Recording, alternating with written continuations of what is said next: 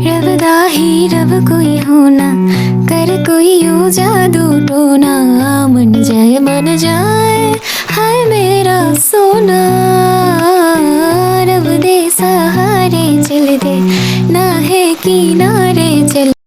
আসসালামু আলাইকুম my beautiful viewers, আমি এখন চলে আসছি চিগলি পার্ক রংপুর। মিস্টার ফারুক কথা বলছেন রংপুরের দুইজন বিখ্যাত ইউটিউবারের সাথে।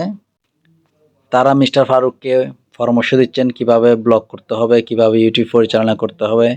তো আমাদেরকে শেখায় দেওয়ার পর আমরা একটা রোড শো দিলাম। আজ মূলত বলতে আসছি আপনাদেরকে রংপুরের চিগলি পার্ক, খুবই সুন্দর একটি পার্ক, সেই পার্কের বিভিন্ন বর্ণনা দেওয়ার জন্য আজকের এই ব্লগটি। যারা রংপুরের চিগলি পার্ক সম্বন্ধে জানতে চান তারা এই ভিডিওর সাথে থাকুন।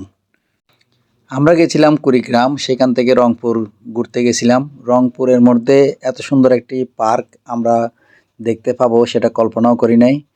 তো গেলাম রংপুর এই চিগলি পার্কে। ক্যামেরাম্যানকে বললাম আমাকে কয়েকটা ছবি তুলে দাও, কিন্তু সে ছবি না তুলে ভিডিও করতেছে, আমিও বুঝতে পারি নাই।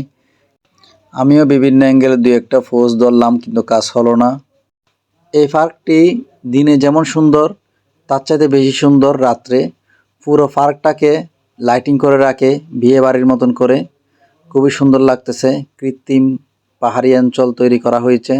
আপনারা জানেন পাহাড়ি অঞ্চল দেখতে গেলে চট্টগ্রাম আসতে হবে, তো রংপুর থেকে চট্টগ্রাম আসা অনেক দূর, সেজন্য তারা পাহাড়ি অঞ্চল তৈরি করেছে। এই চিগলি পার্কের মধ্যে ঝর্ণাও রাখা হয়েছে, সবাই ঝর্ণার ফিল নিচ্ছে, ছবি তুলতেছে। রাতের একটা ফিল আসতেছে, খুবই সুন্দর লাগতেছে। তবে আমি মনে করি বিনোদন কেন্দ্র হিসেবে প্রতিটি জেলায় বিনোদনের জন্য পার্ক রাখা উচিত। তবে কুড়িগ্রামে ঘুরে দেখলাম একটি পার্কও নাই। কিছুক্ষণ আমরা মাছের সৌন্দর্য উপভোগ করলাম। চট্টগ্রাম থেকে যেহেতু রংপুরে পাহাড় দেখতে গেছি, সেজন্য একটু উপভোগ করতেছি চট্টগ্রামের পাহাড় আর রংপুরের পাহাড় কি সেম কিনা। পরে বুঝতে পারলাম সেটা কৃত্রিমভাবে তৈরি করা হয়েছে। এটা হলো এই পার্কের প্রবেশ পথ। আমরা এখন আউট হয়ে যাচ্ছি। আর এটা একটা ব্রিজের উপর দিয়ে লাইটিং করা হয়েছে, খুব সুন্দর লাগতেছে। তবে এই ধরনের পার্ক ঢাকা চট্টগ্রাম আমি কোথাও দেখিনি। আপনাদেরকে সিটি চিগলি পার্ক রংপুর দেখালাম অনেক সুন্দর করে। আপনাদের আশা করি ভালো লেগেছে। আমার যেহেতু ভালো লেগেছে, আশা করতেছি আপনাদেরও ভালো লাগবে। এটা রংপুর চিগলি পার্কটা খুব সুন্দর, এবং যদি আমার ভিডিও ভালো লেগে থাকে অবশ্যই একটি লাইক দিবেন এবং শেয়ার করে দিবেন। আমার ফেসবুক পেজকে অবশ্যই ফলো দিয়ে দিবেন।